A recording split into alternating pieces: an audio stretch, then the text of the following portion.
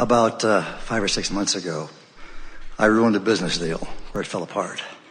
And my wife, who knows me really well, as I sank into aggravation, annoyance, aggression, gave me her CD. And I listened to it for 4 days. And by the time the 4 days were up, I was out of that funk and I bought Laws of Attraction. And I started doing everything that you recommended. Meditated, daydreamed, and it worked unbelievably well. Everything I did during that period of time, vibrationally, worked like a big fire. I closed deals, everything was unbelievably good. And it has stayed that way, but I have not been able to replace that feeling that I got during those first 2 or 3 weeks. Well, you never will be able to replace it because you will never be in that place of such contrast. In other words, it's like being really hungry and sitting down to eat. And then an hour later, while you're still eating, saying, I can't replace that feeling of hunger. It's the relativity that you're remembering. The feeling you're remembering is the feeling of moving away from the resistance and into the allowance. It's sort of like getting into a bathtub that's too hot or too cold, and then you acclimate to it. It's a bit like that. My question is, during that period of time, the vibrational output that I was giving out, that I understand a little bit, was so strong that everything that was occurring was wonderful. Not just good. There's good and then there's wonderful. Now the things that I still have are good, no question.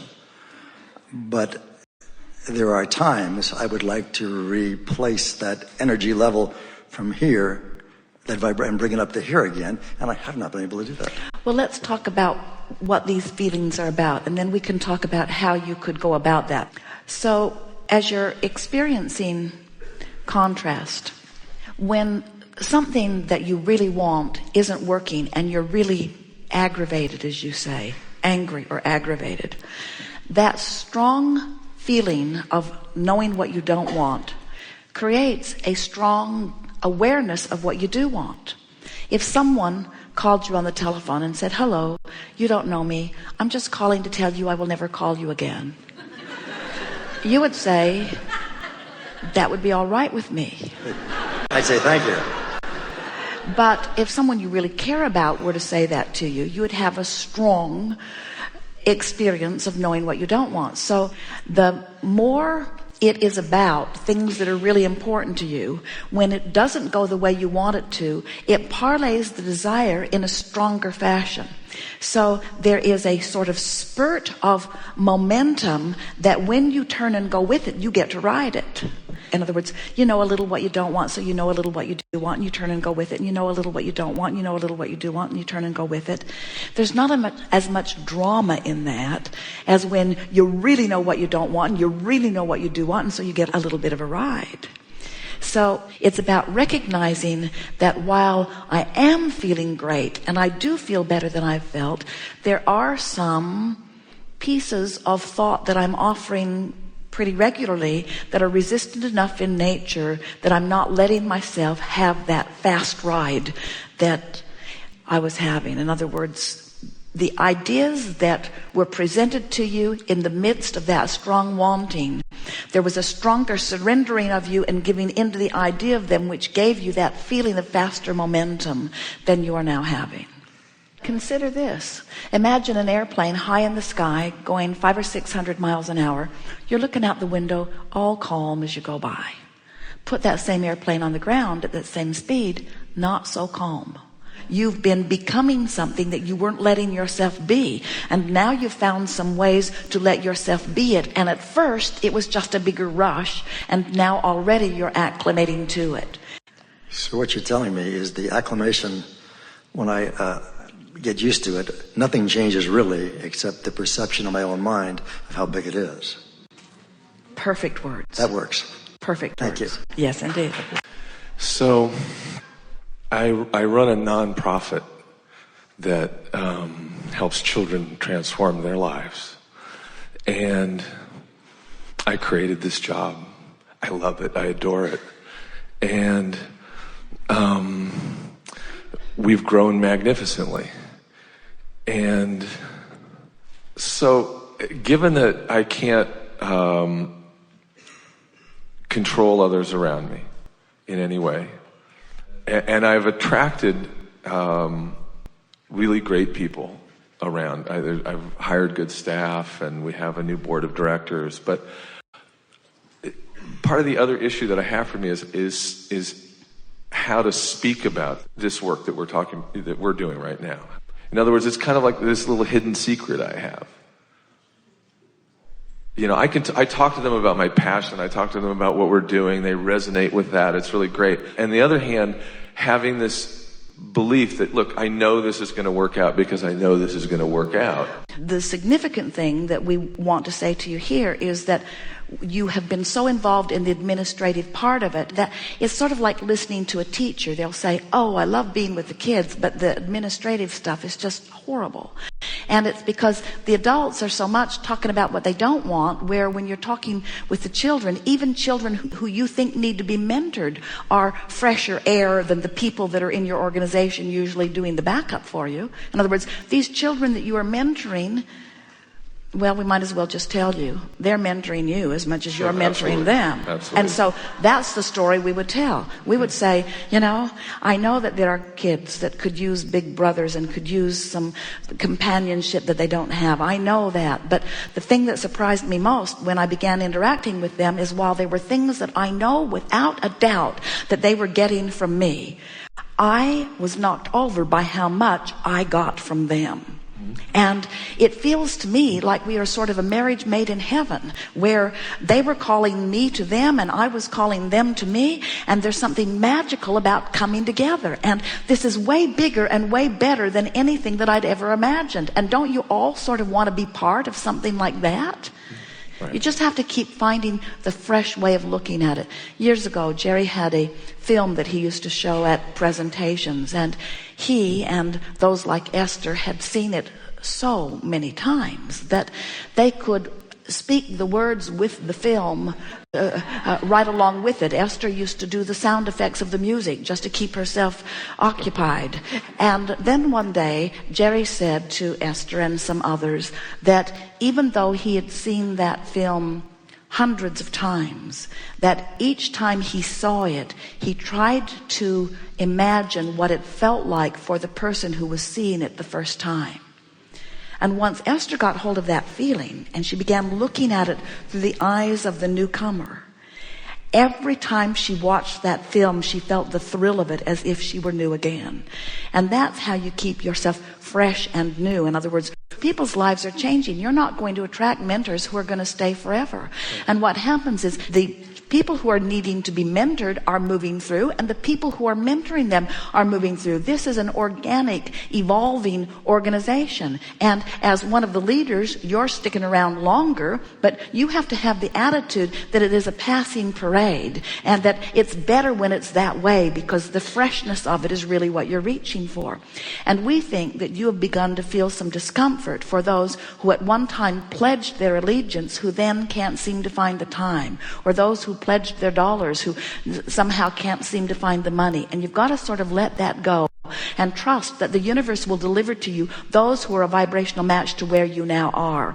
And you got to point out to yourself, and this is the most important and really a wonderful thing that comes from this conversation, that the way it's been going is a perfect match to how you've been feeling about it. And now you're feeling different about it. Different things will be flowing into your experience. So your work, whether it's mentoring this organization, whether it's creating your own empire, whether it's working on a relationship or something to do with your physical body, your work is always exactly the same thing. Your work is to keep yourself fresh by coming into alignment with who you are, period. And what that means is, and it's a hard thing to do at first, but it is so rewarding once you get a handle on it, you got to leave everybody else out of the equation. So what anybody else is doing has to be irrelevant. What you're doing, what you're thinking, what you're thinking, what you're thinking and feeling, what you're thinking and feeling. Don't you love following a leader who feels that passion? Doesn't everybody want to be part of that sort of calling? Don't you just love it when you see somebody who's on fire? Don't you just want to go see what it is that they're all about? And when somebody's not on fire, isn't it sort of irritating for them to try to solicit from you something that would help make things better? It's the same story. Jerry and Esther learned it early on. They were new to their work with us, and they were new to a little farm in Texas where they had a little farmhouse and some chickens. They had a garden. They were experiencing the deliciousness of all of that. And these little chickens were so wonderful to watch. They each had their own personality. Esther discovered, Jerry did too, that chickens were nothing like anything that she had known before. They were smart and they were intuitive. They were tuned in, tapped in, turned on. They had a rhythm of their life and they followed it, and they were blissful. It was delightful. Many of them would jump right into her lap and let her stroke them. She knew the color of egg that every one of them laid. Some were pink eggs, some were brown eggs, some were white eggs. One laid a blue egg. They were very unique and beautiful little chickens. And then one day, one of the chickens got not feeling good. And Esther noticed her right away. She could tell by the way she was walking that something was different about her. And Esther expected, like humans would do, that the other chickens would rush in and support her in some way. But the opposite was true. When that chicken went to the feed trough, the other chickens forced her away. They did not want her anywhere near them. They did not want the influence of whatever was going on with her. Their alignment with who they are was so strong that they could not abide in that vibration. And it was startling to Esther, because Esther was of the human element that always believes that when someone is downtrodden, when someone is down and out, that's the time that you need to give them the most. And the chickens were exactly opposite. And she had been hearing us talk about the beasts of your planet and what good examples they are, best teachers around. And Esther couldn't square this with what she had always known and with what she was watching. But what we're saying to you is, when you are wanting to attract people, you want to attract them to the benefit of what's happening here. You can't beat the drum of neediness and attract anything except more neediness. And then before you know it, you've got only neediness surrounding you. It's sort of like having a business organization and deciding that you need more people because you can't do it all yourself. And so you look for the people who really need work and you bring them all in to help you, and your work just gets needier and needier and needier. What you want is to inspire them from the essence of your thrill of what you're doing, not from your need. And that is the thing that really squares this whole thing with who you really are. You are a teacher to the core of your being. You are an uplifter to the core of your being. But you can't uplift while you're looking at what needs to be uplifted. Those vibrations are opposite. You must find the true personal benefit that you experience as a result of this relationship with these children, with this organization, and let that be so active within you that you draw like a powerful magnet those others who want the sensation of that kind of experience. Very good. We have enjoyed this interaction immensely. You are a magnificent group of powerful creators. You are an intense lot, you know. You have been banging around in contrast, and you have done a magnificent job of creating a vibrational escrow that is shining so bright that you can smell it and taste it, and that is the basis of some of your frustration. You're doing extremely well, and we can feel that without exception you have done some shifting here. And most important, you've come to understand the magnificence of manifestational indicators. Isn't it a wonderful thing? You can't get it wrong because you never get it done. And the reason that it is never done is because you are an eternal being. And the reason that you cannot get it wrong is because it is never done, and it will never be done because you are an eternal being. And you can't get it wrong because it is never done, and the reason it is never done is because you are an eternal being.